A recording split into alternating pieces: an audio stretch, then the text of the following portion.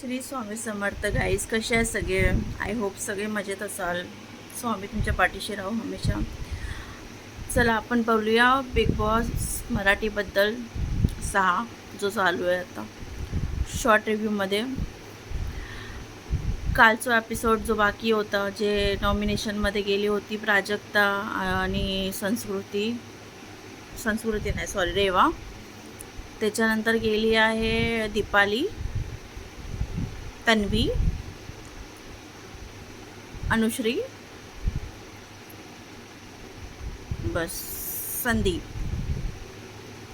ठीक आहे, चिट्ट्या थोड्या इमोशनल पण होत्या, बट सगळ्यांचे आपले आपले इमोशनल असतातच एवढा टाईम लांब राहिल्यानंतर. आणि आणखीन एक गोष्ट मला समजली नाही आहे की संदीपनी गोष्ट लपवली का आहे, की लपवायची का होती त्याला, की त्याचं लग्न झालं आहे. म्हणजे मला नाही वाटत एवढी गोष्ट लपवण्यासारखी आहे. म्हणजे ह्याच्यात काय एवढं हे नव्हतं की लपवली पाहिजे होती. मला माहिती नाही पडत आहे, कारण का तो बोलतोय की मला सांगायचं नव्हतं. म्हणजे पर्सनल, हां ठीक आहे तुझी पर्सनल आहे, बट ह्या गोष्टी तर माहिती पडूनच जातात किती काय केलं तरी. पण ठीक आहे, ते त्याचा पर्सनल इश्यू आहे. त्याच्यानंतर आपल्याला माहिती होतं की तन्वीला चांगलं बनायचं आहे, त्यामुळे तन्वी प्रभूला जितून देणारच आहे. आता जे चावीचा गेम आहे जो खतरनाक होणार आहे, की आता जी चावी भेटली आहे चावी अजून काय काय घेऊन येते जे नॉमिनेशन कंटेस्टंट आहे त्यांच्यासाठी, ते माहिती नाही. आता बघूया ते चावीची पॉवर काय आहे, आपल्याला आजच्या एपिसोडपासून माहिती पडेलच. आणि त्याच्यामध्ये मला वाटतं, मला कळत नाही, प्राजक्ताचं अजून पण रडणं चालू आहे. ते झालं त्याच्यानंतर ती बाकीच्यांना राकेशला तर ती खेचतेच आहे, सागरला पण ती खेचते. तू का दाबलंस, मी करत होते ना, मी किती मूर्ख दिसेल बाहेर. अरे तुला काय प्रॉब्लेम झालाय, पण तुला तो त्याने घेतली का तू नाही घेतली. जसं दीपाली बोलली की तू केलंस का मी केली का, गोष्ट एक आहे. त्यांच्यामध्ये एवढी अंडरस्टँडिंग होती. मग तू ॲक्च्युली तू जे संस्कृतीबद्दल बोलत होती ना, तेच बरोबर आहे. तिला नॉमिनेशन पण ती तसं तू तिच्याबद्दल बोलत होती की तिला बोलायला पाहिजे होतं, तसं तुला पण बोललं पाहिजे होतं. बिकॉज तू सुद्धा नॉमिनेशनमध्ये जायला तयार नव्हती. चिठ्ठीचं तुला काहीही लेणं देणं नव्हतं, हे दिसत होतं. आणि हे जी तुझी ओव्हर ॲक्टिंग होती ती दुसऱ्या दिवशीपर्यंत पण खूप टाईम चालत होती. त्याच्याशी जाऊन तुझं बोलणं चालूच होतं. तू राखीशी भांडली आणि राखीने तुला एक एक्सपोज केलं आहे बाई, की तिला नॉमिनेशनमध्ये नव्हतं जायचं.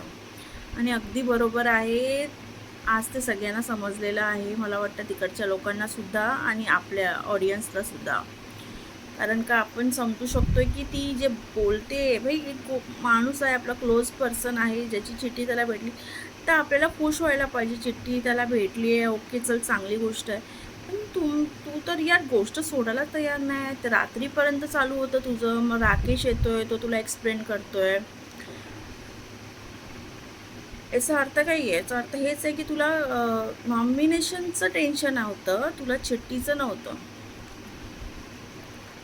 अनुश्री दुसरी गोष्ट, हर गोष्टीमध्ये तू बजर्सला पुढे असते. या टायमाला तू इतकं इमोशनली हे झाली होती का तुला कळतच नव्हतं की तू ते दाबू शकत होती, तू पकडू शकत होती. तू वरूनसुद्धा हात मारला असता ना तरीसुद्धा राखीने तुला दिलं असतं. कारण का राकेशच्या सागरच्या बाबतीमध्ये तिने तेच केलं होतं.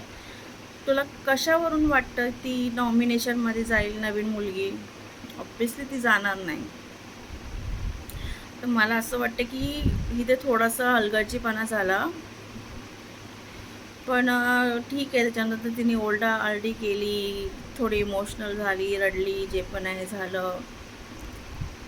ठीक आहे, नंतर बोलली मीला सोडणार नाही, आईकडेच डायरेक्ट पाठवणार, असं तसं.